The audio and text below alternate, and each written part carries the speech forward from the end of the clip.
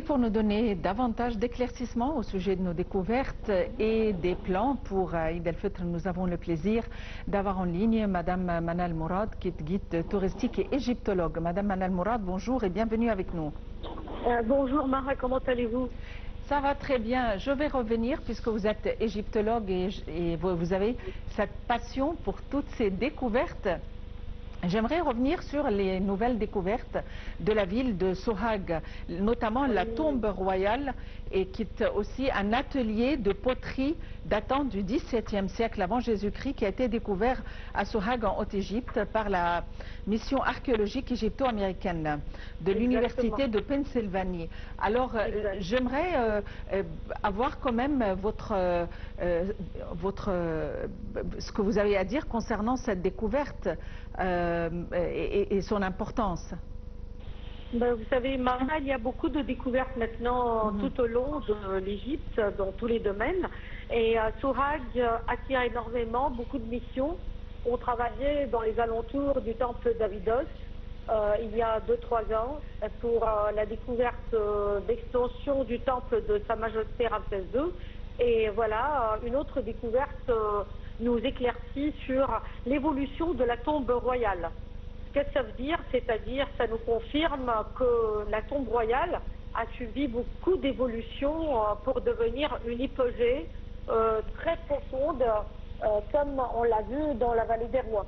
Aussi, ça dépendait des cultes, c'est-à-dire à Abydos, il y avait le culte d'Osiris et le culte d'Anubis qui dominait la montagne de Sohag.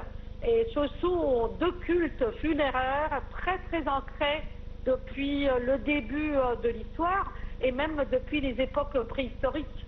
Donc on voit beaucoup d'influence du culte Osiris et du culte d'Anubis. Qu'est-ce que ça veut dire? Ça veut dire que la présence d'Amon-Ra recule, la présence de Ra recule, et Abydos, surtout on souligne le culte de ce dieu de la résurrection, de la vie et de la mort, le dieu de la verdure, le dieu de une représentation extraordinaire d'Osiris et une représentation aussi du dieu Anubis, le dieu de l'embaumement. Voilà. À part ça, l'atelier de la poterie, ça nous donne une datation beaucoup plus sophistiquée, parce que vous savez, avec la poterie et à l'aide de carbone 14, une technique qui nous aide à dater encore plus les monuments et l'évolution de monuments. Madame Manal Mourad, j'avais eu le plaisir d'avoir une discussion auparavant avec vous concernant la philosophie du règne de l'Égypte ancienne.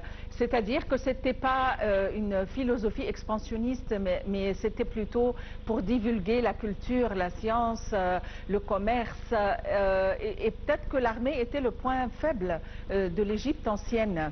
Donc, j'aimerais en savoir plus sur cette philosophie, la philosophie du règne de l'Égypte ancienne tout au long des différentes dynasties.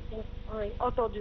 Vous savez que n'importe quelle civilisation, surtout les civilisations anciennes, fut influencée par une doctrine et une philosophie religieuse.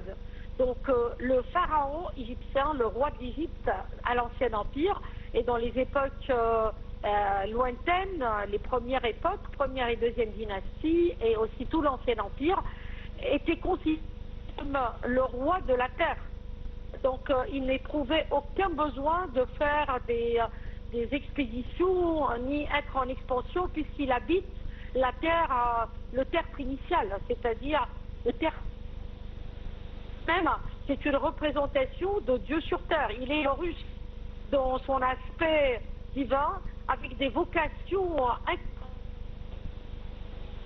la population pour partir dans l'au-delà, qui est comme le fil conducteur pour pouvoir gagner l'au-delà. Et puis, avec la première évolution, il y avait quand même quelques menaces pour le statut du pharaon et une menace véridique lorsque les Hyksos sont venus pour envahir l'Égypte en 1780 avant Christ. Donc un peuple étranger, des origines différentes, probablement venant de la Syrie ou de l'Asie mineure, menacer tout le trésor égyptien, toutes les richesses agricoles, toutes les richesses d'eau. Donc, ils n'ont jamais pu, les Hyksos, je parle, dépasser le Moyen-Égypte, le contour de minier.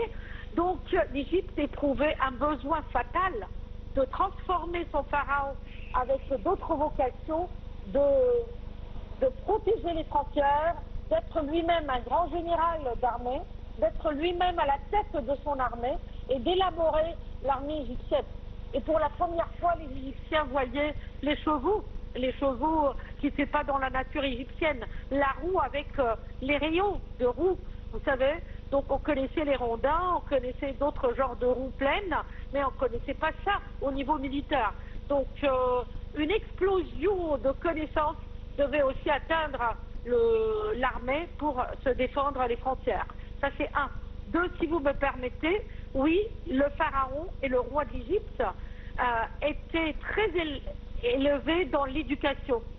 La plupart du temps, ils étaient des mathématiciens eux-mêmes, ils étaient des philosophes, ils étaient des médecins. Et dans les alentours, dans la cour royale, les scribes devaient avoir des vocations scientifiques. Et partout, les temples travaillaient sur la science. Partout, partout. Et quand on constate que la géométrie ancienne nous dépasse, la connaissance du pi pour la construction des pyramides, des équations, comment ils ont pu étudier le poids de tous ces blocs et autrefois comment ils ont pu faire des temples de merveilles et tout ça. Donc ça veut dire qu'on est comblé par des Égyptiens qui avaient accès à la science. Allô? Oui, oui, je suis tout à fait avec vous. Ceci me fait penser aussi à la discussion aussi qu'on avait eue tellement intéressante concernant les reines comme Hatshepsut par exemple, les reines et les rois d'ailleurs qui devaient avoir une autre formation scientifique, qui devaient être des scientifiques outre le fait d'être des monarques ou des souverains. Exactement. Par exemple, la reine Hatshepsut fut une pharmacienne. Elle s'intéressait beaucoup à tout ce qui est pharmaceutique.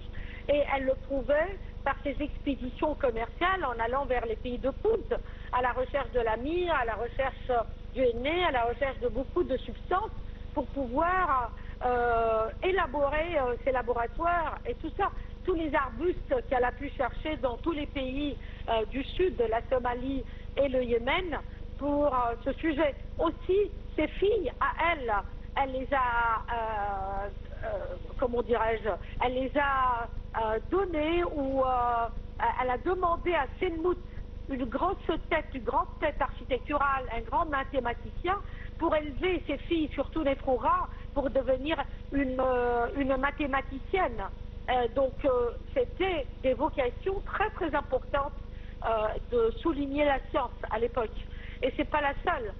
Beaucoup de rois étaient aussi dans la science. Ceci me fait penser aussi à la civilisation égyptienne qui donnait beaucoup d'importance aux temples et aux tombes. Justement, c'est une question que je viens de poser à l'une de vos collègues. J'aimerais avoir votre point de vue concernant le manque excessif et notre désir de voir une maison provenant de l'Égypte ancienne ou des restes d'une maison, d'un palais, rien du tout, que des temples et que des tombes. Oui, vous savez, Mara, il n'y a pas de secret, c'est-à-dire notre civilisation égyptienne ancienne trouvait la vie à l'est du Nil comme une vie éphémère. C'est un passage, c'est le contraire, d'accord? Et ils voyaient le monde dans ses dimensions tripartites, ciel, terre, sous terre. Donc les Égyptiens travaillaient beaucoup pour ce deuxième voyage, travaillaient pour ramener leurs connaissances, leurs objets, leur nourriture, leur mémoire vers le monde infernal, le monde des ténèbres, le monde que nous, on appelle le monde des morts, le monde de la tombe. Donc on se procurait la pierre noble pour tout ce qui est divin, temple et temple funéraire aussi, donc pour tout ce qui est funéraire, pour les tombeaux, et tout le savoir exprimé là-dedans, tandis que les maisons étaient en torchis. était en matière beaucoup plus rudimentaire, une matière qui s'effrite.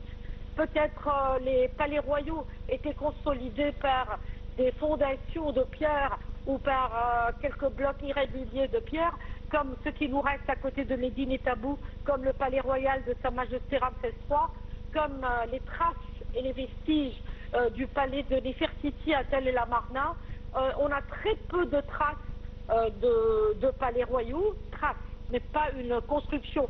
C'est-à-dire on n'a que des ruines, si vous voulez, parce que toutes les villes étaient détruites et puis on a juxtaposé d'autres civilisations là-dessus et on y habite. Nous, on habite sur les maisons et les villages de l'Égypte de l'Antiquité. C'est fini, c'est parti. Vous voyez? Donc le torchis n'était pas une matière solide qui a pu commémorer une construction pareille. Mais, par exemple, Imhotep, qui a voulu révéler et qui a voulu faire danser la pierre et qui a voulu imiter par une reproduction d'un complexe funéraire, il a reproduit le palais royal. Donc on a une idée avec le mur à Redon et à Bastion qu'il a créé à Saqqara, de ce qui était le mur blanc de Saqqara, de Memphis, pardon, à l'époque. Voilà. Donc j'espère que ma collègue a partagé cette information presque sûre jusqu'aujourd'hui, jusqu'à ce qu'on trouve par une découverte épigraphique un autre sujet maison. Très bien. Merci beaucoup pour ces informations de taille. Madame Manal Mourad, vous êtes égyptologue et guide touristique. Merci d'avoir été avec nous aujourd'hui. Et sur ce, nous parvenons au terme de notre rencontre. Merci de l'avoir suivi. Très bonne fin de soirée à tous et à la prochaine.